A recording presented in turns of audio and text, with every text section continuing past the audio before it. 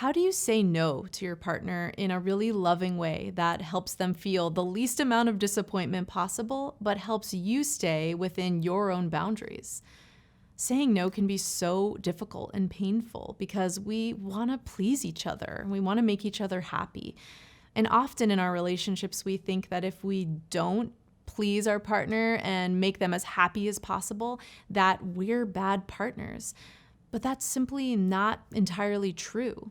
What is true is that a relationship is only sustainable if you can have boundaries and feel comfortable saying no to things so that you retain your own autonomy and so that your emotional bank account is never completely withdrawn. That's how you ensure that you and your partner are going to stay connected even through difficult moments, right? So here is a really good step-by-step way to say no to your partner. Let's say your partner comes to you and says, I would really love for you to spend more time with my family, and we're going to be hanging out tonight, and it would be so great if you would be there. Your partner is saying to you, this is really important to me, and here's an opportunity for you to show me that this is important to you too. It's happening tonight. But let's say you just can't make it because you have something else planned, or it's sprung on you at the last minute and you're just not feeling up for it. And that's okay. So here's what you say. The first thing you're going to want to do is thank them for telling you. Asking our partner for something that we need can be really scary because a lot of us hate having needs. So to say, thank you. I really appreciate you telling me that. Next, acknowledge them for the core of what it is that they are wanting. So you say, I get that me hanging out with your family is important to you, right? Acknowledge them. Make sure they know that you heard that and that you understand that that's important to them. The third thing you're going to do is say no. You're going to say your boundary. For instance, you might frame it like, but I'm not available tonight. I'm feeling really tired, or I have other plans. But then you're going to end with acknowledging them again and making plans to help make that thing happen in the future. So in this particular example, you would say, but I get that this is really important to you, and it's important to me too. I want to spend more time with your family as well, even though tonight's not the right night. So let's make a plan. Let's set a time for us to all hang out like in a week or something.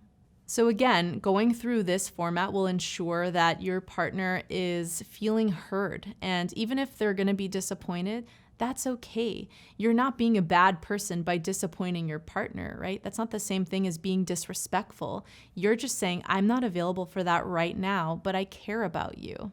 So again, the format is step 1, thank them for sharing. Step 2, acknowledge their underlying desire. Step 3, assert your boundary and say no. And step 4, acknowledge them again and make sure they know that their desires are important to you and make plans to make that happen in the future. So is there something in your relationship that you've been saying yes to that you aren't really supposed to, that you're not really feeling like is authentic to you with what your boundaries are?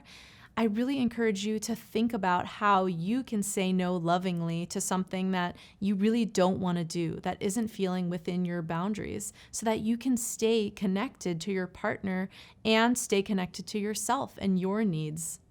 If you're in a relationship, spend some time reflecting on if there was a moment like this where you said yes to something because you wanted to please them, but it wasn't really within your boundaries. And even if you're not in a romantic relationship, think about your relationships with any of your friends or loved ones. Has there been a moment recently where you said yes to something where you could have used this loving saying no format?